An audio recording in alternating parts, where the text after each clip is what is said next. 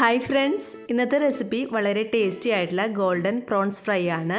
ഇത് പാർട്ടികളിലൊക്കെ സ്റ്റാർട്ടറായിട്ട് യൂസ് ചെയ്യാൻ പറ്റിയൊരു ഐറ്റമാണ്. അപ്പോൾ നമുക്ക് എന്തായാലും വീഡിയോയിലോട്ട് പോവാം.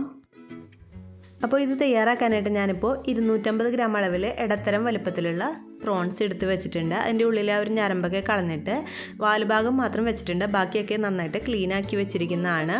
ഒരുവിധം ഇടത്തരം വലുപ്പത്തിലുള്ള പ്രോൺസ് വേണം ഇതിനായിട്ട് എടുക്കാനായിട്ട്. ഇനി നമുക്കിതിലേക്ക് കുറച്ച് മസാലകളൊക്കെ ചേർത്ത് കൊടുക്കാം. ഇതിലേക്ക് 1 ടീസ്പൂൺ മുളക് പൊടി, 1/2 ടീസ്പൂൺ മഞ്ഞൾപ്പൊടി, 1/2 ടീസ്പൂൺ കുരുമുളക് പൊടി, പിന്നെ ആവശ്യത്തിന് ഉപ്പ് ചേർത്ത് കൊടുക്കാം. പിന്നെ ലാസ്റ്റായിട്ട് ഇതിലേക്ക് 2 ടീസ്പൂൺ അളവിൽ ഇഞ്ചി വെളുത്തുള്ളി പേസ്റ്റും കൂടി ചേർത്ത് കൊടുക്കുന്നുണ്ട്. ഇനി ഇത് നമുക്ക് നന്നായിട്ടൊന്ന് മിക്സ് ചെയ്ത് കൊടുക്കാം. അതിനുശേഷം അരമണിക്കൂർ മാറ്റി വയ്ക്കാം മസാലയൊക്കെ പിടിക്കാനായിട്ട്.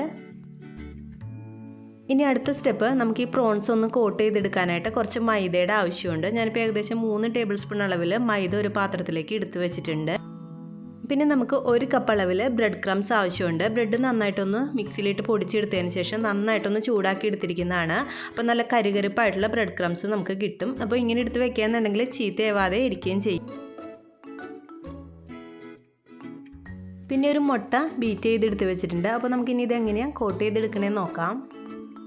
പ്രോൺസ് ഓരോന്നായിട്ട് എടുത്തിട്ട് ആദ്യം തന്നെ മൈദയുടെ കൂട്ടിൽ ജസ്റ്റ് ഒന്ന് കോട്ട് ചെയ്ത് കൊടുക്കണം. അതിനുശേഷം മുട്ടയിൽ മുക്കിയിട്ട് ബ്രെഡ് പൊടിയിൽ പൊതിഞ്ഞെടുക്കാം.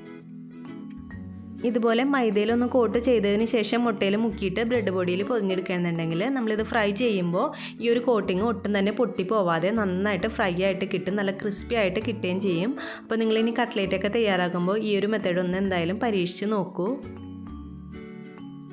ഇപ്പോൾ നമ്മുടെ ഫസ്റ്റ് പ്രോൺസ് തയ്യാറായിട്ടുണ്ട്. ഇനി നമുക്കിത് മാറ്റി വെച്ചിട്ട് ബാക്കിയുള്ളതും ഇതുപോലെ തന്നെ ഒന്ന് കോട്ട് ചെയ്തെടുക്കാം.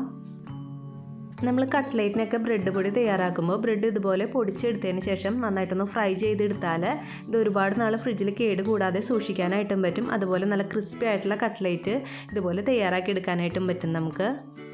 ഇപ്പോൾ എല്ലാ പ്രോൺസും അതുപോലെ നന്നായിട്ട് കോട്ട് ചെയ്തെടുത്തിട്ടുണ്ട്. ഇനി നമുക്കിത് എണ്ണയിലിട്ടിട്ട് ഫ്രൈ ചെയ്തെടുക്കാം. ഒരു മീഡിയം ഫ്ലെയിമിൽ വേണം ഇത് ഫ്രൈ ചെയ്തെടുക്കാനായിട്ട്. തീ കൂടിപ്പോയി കഴിഞ്ഞാൽ ഉള്ളു വേവില്ല. അപ്പോൾ ഒരു മീഡിയം ഫ്ലെയിമിലിട്ടിട്ട് ഓരോന്നായിട്ട് ചേർത്തിട്ട് ഫ്രൈ ചെയ്തെടുക്കാം. ഇത് എണ്ണയിലേക്ക് ഇട്ട് കൊടുത്ത ശേഷം അപ്പോൾ തന്നെ ഒന്ന് ഇളക്കി കൊടുക്കരുത്. അപ്പോൾ തന്നെ ഇളക്കി കൊടുത്താൽ ആ ഒരു കോട്ടിങ് പൊട്ടിപ്പോവാനായിട്ടുള്ള ചാൻസസ് ഉണ്ട്. അപ്പോൾ ഒരു 2-3 മിനിറ്റ് കഴിഞ്ഞതിന് ശേഷം നമുക്കിതൊന്ന് മറിച്ചിട്ട് കൊടുക്കാം. ഇപ്പോൾ ഒരു സൈഡ് നന്നായിട്ട് മുരിഞ്ഞ് ഗോൾഡൻ കളറായിട്ട് വന്നിട്ടുണ്ട്. ഇനി ഇത് നമുക്ക് മറിച്ചിട്ടിട്ട് അപ്പുറത്തെ സൈഡും ഇതുപോലെ തന്നെ ഒന്ന് ഫ്രൈ ചെയ്തെടുക്കാം. ഇപ്പോൾ നമ്മുടെ ഗോൾഡൻ പ്രോൺസ് ഫ്രൈ നല്ല ഗോൾഡൻ കളറായിട്ട് മുരിഞ്ഞ് വന്നിട്ടുണ്ട്. ഇനി ഇത് നമുക്ക് എണ്ണയിൽ നിന്ന് കോരി മാറ്റാം.